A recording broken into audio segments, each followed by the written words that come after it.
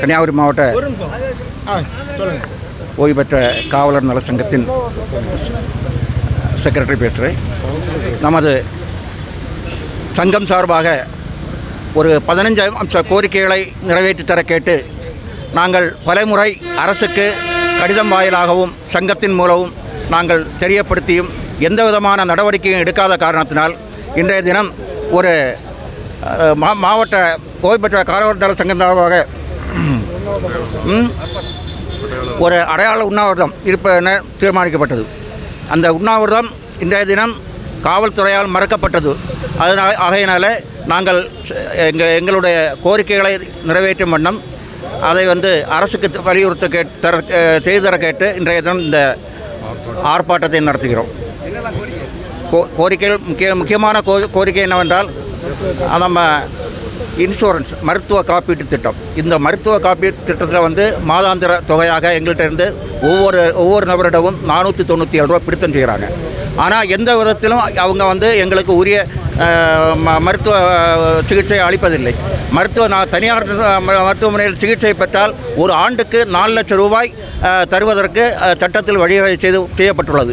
ஆனால் அவங்க அந்த உரிய மருத்துவ தொகை நாங்கள் செலவு பண்ண தொகையை கொடுக்கறதில்ல. 4 லட்சம் 3 லட்சம்னு ஒவ்வொருத்தங்களும் செலவு செஞ்சால் கூட 40,000 60,000 இந்த மாதிரி தொகையினை தான் கொடுக்குறாங்க.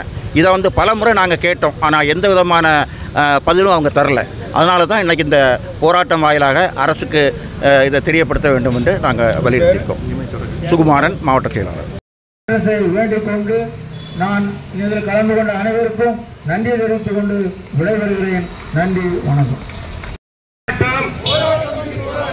காவலர் ஓய்வு பெற்ற சங்கத்தின் போராட்டம்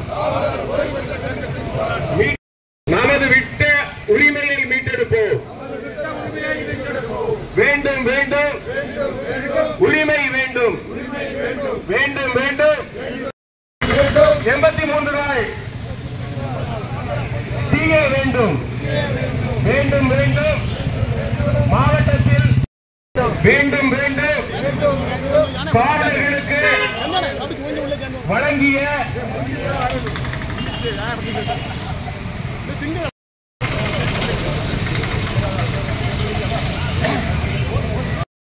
மாவட்ட செயலாளர் அவர்கள் நன்றி